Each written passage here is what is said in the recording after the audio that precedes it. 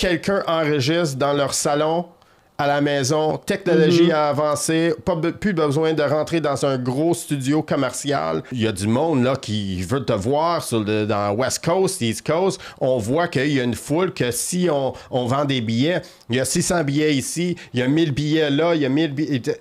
OK, là, tu commences à voir une carrière à gérer. Peut-être ça va attirer du monde qui sont comme « Ah, moi, je suis un petit peu comme ça, j'aime pas ça être dans le public, whatever. » Mais quand je commence à chanter, je rouvre un autre côté de ma personnalité.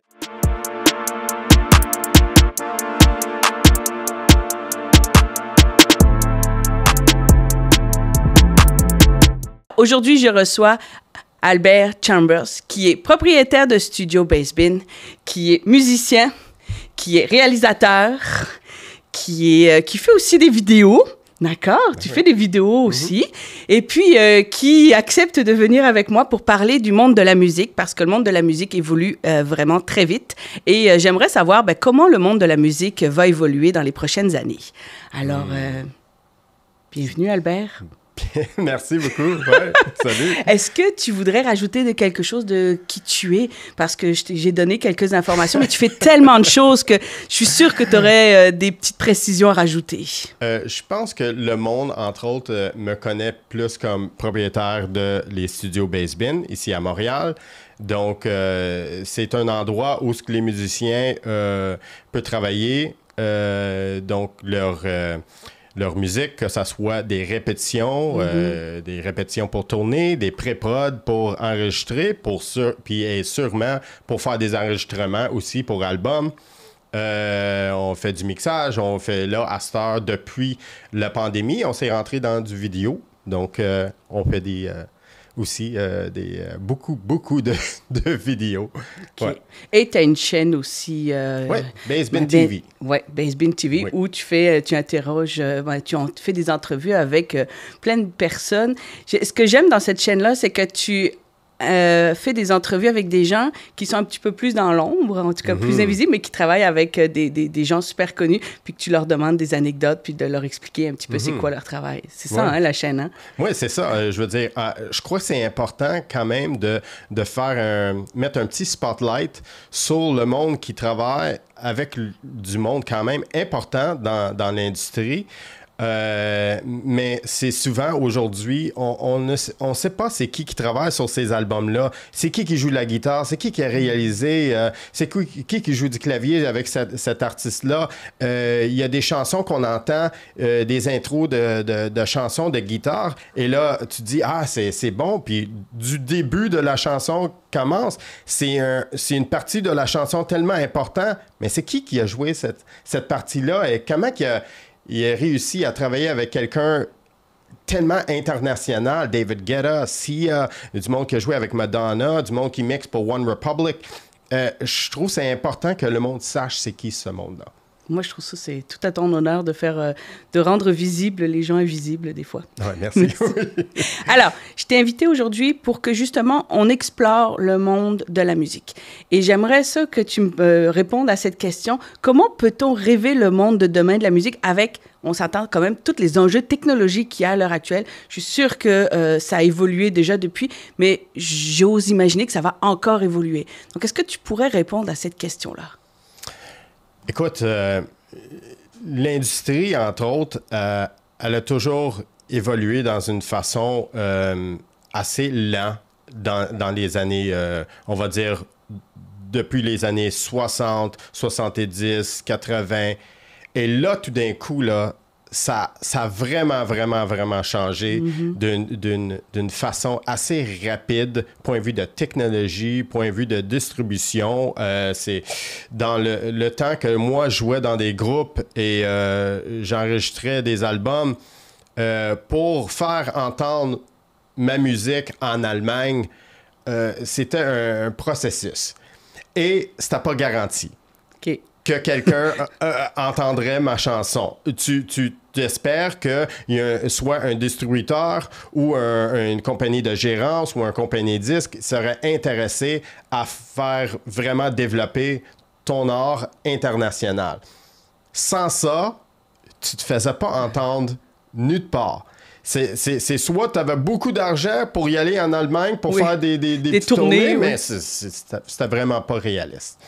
Donc, aujourd'hui, on est rendu fast-forward où ce que quelqu'un enregistre dans leur salon, à la maison, technologie a avancé, plus besoin de rentrer dans un gros studio commercial pour faire un produit. Et pour la distribution, ben, c'est des petits clics, puis on est rendu sur Spotify, on est rendu sur Tidal, on est rendu sur Apple Music, puis il y a quelqu'un à Chine, en Allemagne, en Suisse, qui peut entendre ta chanson dans une semaine. C'est énorme. La grosse différence aujourd'hui, c'est vraiment... Le problème, c'est qu'on a tellement d'artistes comme ça qui distribuent leur art dans le... On va dire dans le cloud. Oui, okay? Dans le monde de la cyberespace. C'est ça. Et là, c'est vraiment le peuple, les algorithmes aussi de certains logiciels, software... qui va vraiment pousser certaines choses. Dans le temps des albums où il y avait des compagnies de disques vraiment en charge de tous les artistes qu'on entend, c'est eux qui décidaient. J'appelle ça vraiment the gatekeepers.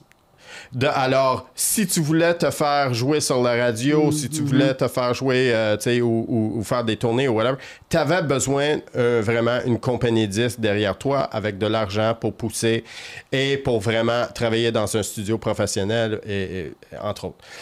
Mais là, et aussi, il y avait du monde qui décidait c'est qui va jouer sur la radio.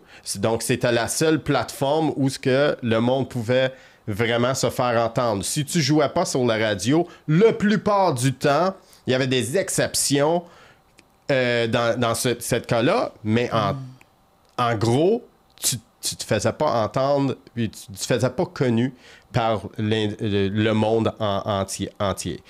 Il y avait des exceptions comme des groupes comme Metallica. Il y a beaucoup de monde au début de leur carrière, ils voulaient pas le jouer à sa radio, mais ils ont vu, mon Dieu, selling out là, des places de 2000 personnes, 3000 personnes, puis ils se demandent comment ils font pour avoir ça, mais c'est des exceptions très, très, très, très rares. Aujourd'hui, c'est vraiment un autre... c'est une autre façon de faire, une autre façon de fonctionner. Oui, c'est vraiment une autre façon de travailler. On n'a plus nécessairement besoin de la grosse boîte pour faire distribuer votre musique puis te faire connu. Vraiment, je pense que le monde qui sont nés vraiment plus dans cette technologie, parce que tu y penses, un jeune artiste là, qui a 18 ans, là, eux autres sont nés dans les ordi, l'Internet. Ils fonctionnent avec tout ça, oui. Ils fonctionnent avec tout ça.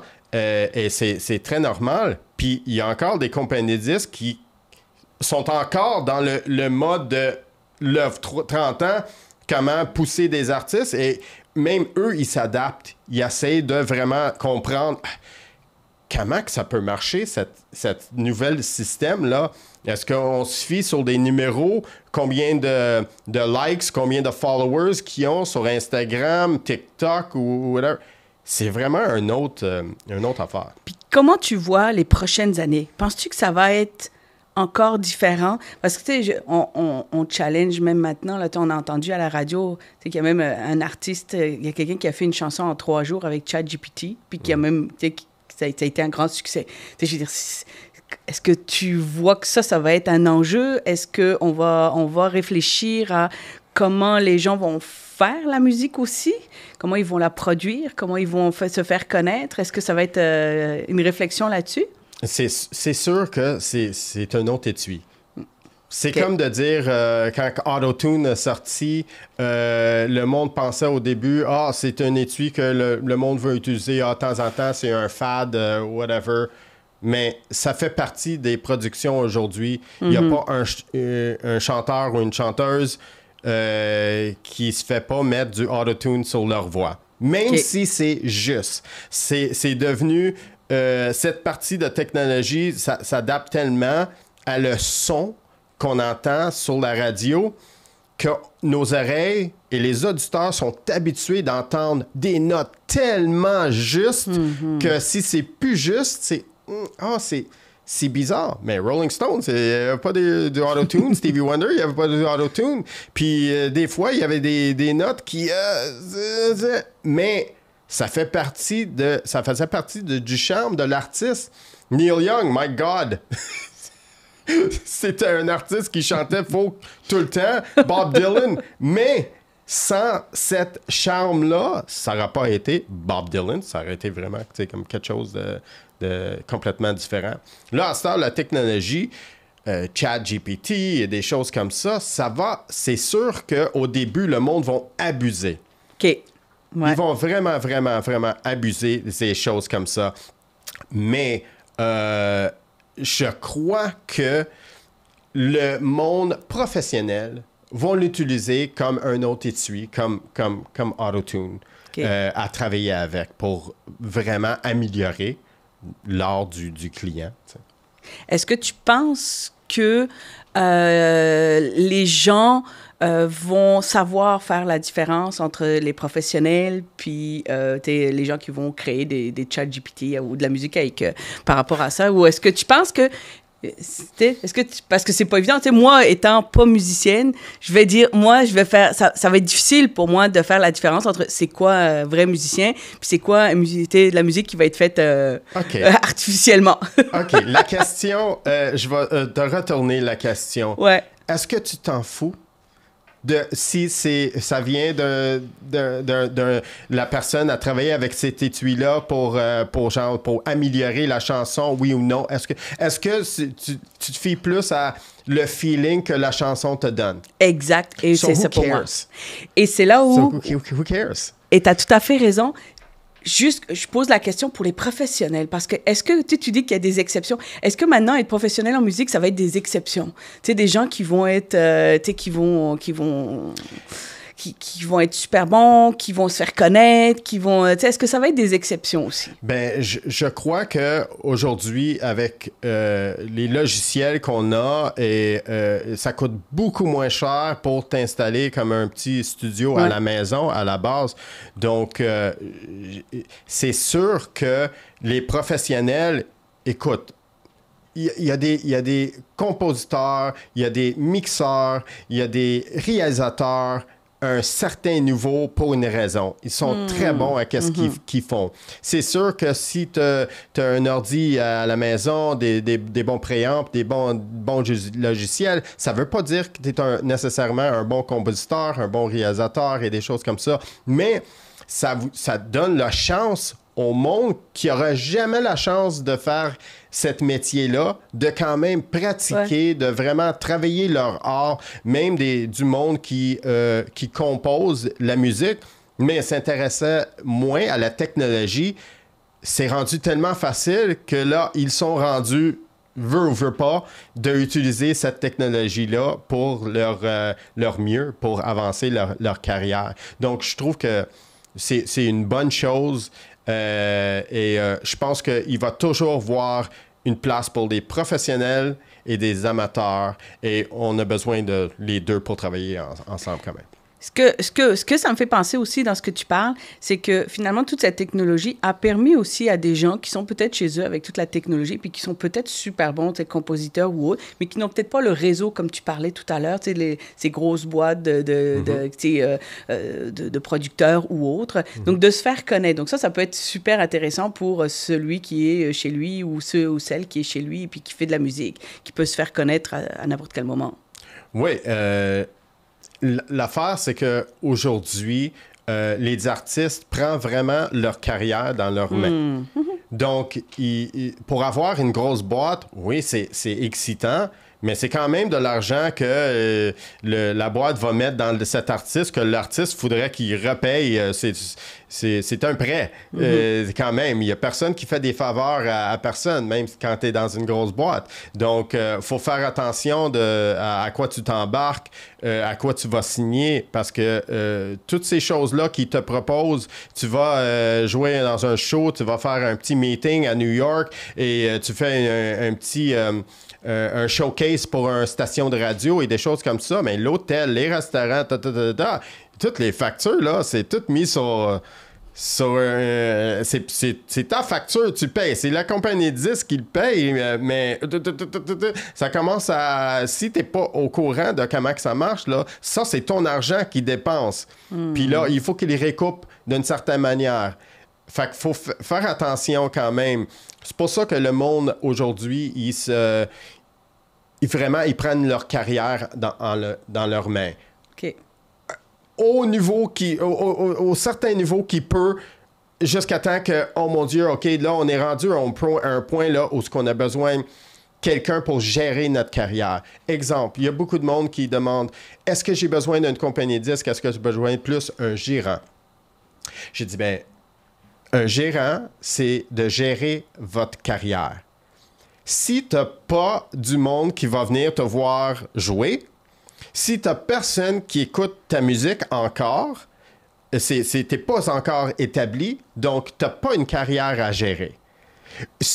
Une fois que tu commences à développer un fanbase, puis le monde commence à te demander, on a besoin, on veut te voir sur une entrevue, on veut que tu fasses une petite tournée radio nationale. Là, il y a du monde là, qui veut te voir dans West Coast, East Coast. On voit qu'il y a une foule que si on vend des billets, il y a 600 billets ici, il y a 1000 billets là, il y a 1000 billets... OK, là, tu commences à avoir une carrière à gérer. Avant ça, là... Concentre-toi sur l'art, tes chansons, puis écris des chansons. Écris. Arrête pas d'écrire. Je peux pas vraiment t'expliquer plus que ça. Écris des chansons. Vous n'avez jamais assez de chansons. OK. Moi, je suis un jeune artiste. Une jeune artiste. Je veux faire en sorte que ça fonctionne. Qu'est-ce que tu me conseilles de faire en ce moment, en 2023? Tu dis, OK, voilà les conseils que je vais te donner. Ça serait quoi les conseils que tu me donnerais? Écris des chansons. Écris des chansons. Si tu es un produit, OK, je vais donner l'exemple que je donne souvent à des jeunes artistes qui rentrent avec une chanson, 2 chansons, et là, ils me disent, là, je veux vraiment cette chanson-là marche. Je veux vraiment, tu sais, que le monde... Je dis, OK, t'as une chanson dans ta librairie. T'as peut-être écrit comme 10 chansons. OK. On va faire en semblant que tu veux ouvrir un magasin de souliers. Et à côté de ton magasin de souliers que tu veux ouvrir, il y a un Aldo. Un autre magasin de souliers qui a plusieurs types de souliers pour vraiment des différentes démographiques, femmes, hommes, soirées, casual. Ils ont tout. Ils ont une librairie de souliers. OK, on va appeler les chansons les souliers, là. N'importe qui peut rentrer là puis choisir quelque chose là qui ferait vraiment comme... Oh mon Dieu. Puis qu'est-ce qu'ils vont faire? Ils vont retourner à cette place-là pour voir, il y a d'autres. Et là, toi, ton petit magasin, là, il est bien décoré. T'as plein de photos sur Instagram, puis t'as plein de choses pour montrer que t'es un artiste, mais t'as seulement 10 paires de souliers. Et t'as peut-être, quand je te dis 10 paires de souliers, t'as peut-être une paire qui est vraiment belle, tu sais. Que tout le monde veut. Que tout le monde veut. Peut-être. Regarde ta carrière comme cet exemple-là et tu vas vraiment prendre en main les choses qui sont les plus importantes avant que le monde sache qui tu es comme personne. C'est la musique. OK. Donc, ça reste quand même les fondements. My Toi, tu vois que ça ne changera pas. Ce que j'entends, c'est que même avec toute la technologie, ça ne changera pas pour le monde de la musique. C'est la chose le plus important. Okay. La technologie, c'est une des choses, quasiment les dernières choses que tu fais. Parce que faut que tu développes vraiment, même si tu as une personnalité, là, que tu n'aimes pas ça, parler au monde ou whatever, ça fait partie de ta personnalité. Peut-être ça va attirer du monde qui sont comme, moi, je suis un petit peu comme ça, j'aime pas ça être dans le public ou whatever. Mais quand je commence à chanter, je rouvre un autre côté de ma personnalité. Donc, il y a un petit mystère de ça que le monde adore. Donc, ils vont oh, wow, il est intéressant. Il est intéressant pourquoi? Parce que you don't know anything about him. Tu sais, c'est pour ça qu'il y a un mystère à cette personne-là. Mais les chansons, il faut qu'ils parlent quand même des choses que le monde ils se voient dans ces chansons-là aussi. Je dis, moi aussi, j'ai vécu quelque chose comme ça. Mais il faut que tu continues à écrire ces chansons-là. La technologie, après, c'est de travailler avec soit tu travailles avec un réalisateur si tu connais rien dans la technologie, tu travailles avec un réalisateur, tu travailles avec quelqu'un qui va mixer. C'est peut-être quelqu'un qui peut faire toutes les trois, peut t'aider aider avec tes paroles, aider comme réalisation, puis aider à mixer. Donc, ça se fait plus souvent aujourd'hui que dans le temps. Crois-moi, je le fais. Donc, ça fait une partie de ma job aussi. T'sais. Puis, ce que tu m'as dit au début, puis après, c'est toute la diffusion. Moi, ce que j'entends dans ce que tu me dis, donc la base reste la même finalement. Donc, par contre, maintenant, le monde d'aujourd'hui, c'est toute la diffusion qui va être différente.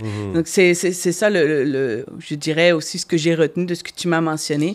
Donc, c'est aussi de comment utiliser les outils technologiques dans toute ta diffusion, dans te faire connaître. Donc, ça change plus que finalement la base de la musique. Je pense qu'aujourd'hui, qu'est-ce qu'on a comme avantage avec la technologie, c'est qu'on peut instantanément avoir des résultats de savoir si la toune accroche, oui ou non. Il y en a qui testent comme ça aussi. Hein? Mon Dieu, c'est que dans le temps, il fallu que Suede soit sur un distributeur connu.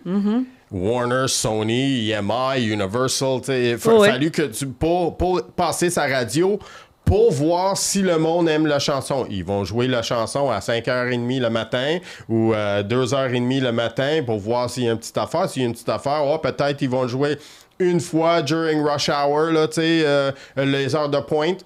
OK, on voit que le monde appelle. Hey, c'est quoi cette chanson-là? Mais ça prend assez de temps. Et si ça marchait pas, des fois, même si ça marchait pas pendant une semaine, il enlève ta chanson. Ouais. Là, on a la chance de mettre une chanson sur notre chaîne. Et si le monde aime vraiment, vraiment ça, qu'est-ce qu'ils vont faire? Ils vont en parler à d'autres mondes. Ils vont le partager. Immédiatement, tu vois. Si je dis quelque chose sur ma chaîne à moi qui est intéressant à beaucoup de monde, je le vois tout de suite. Les algorithmes poussent mon histoire, puis je vois comme une centaine, mille de posts, de likes. C'est intéressant, qu'est-ce que tu dis, blablabla. Puis des fois, je mets des affaires, puis c'est comme des criquets.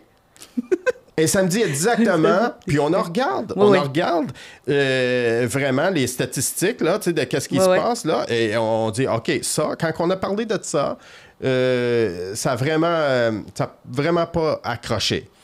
Donc, faudrait qu'on regarde toujours quand même les statistiques là, de l'impact sur l'Internet. L'impact, là, tu sais, qu'est-ce qui se passe, puis aussi de qu'est-ce que nous, on met donc sur l'Internet. On veut voir quand même qu'est-ce qui se passe dans... Est-ce que c'est intéressant, ça? Est-ce que le monde, ils ont trouvé ça intéressant? Moi, je trouve ça intéressant, mais ça veut pas dire que le monde va trouver ça intéressant. Mais on peut avoir quand même des résultats, là, tu sais, de savoir si c'est oui ou non assez vite. Écoute, j'aime vraiment ce que tu m'as mentionné, puis je trouve rassurant le rêve que tu m'as parlé dans le monde de la musique, parce que finalement, les bases, pour toi, ça va être les mêmes. fais ta musique, travaille ton côté musicien, travaille tes chansons, travaille ton écriture. Je sais que tu l'as dit comme plusieurs fois.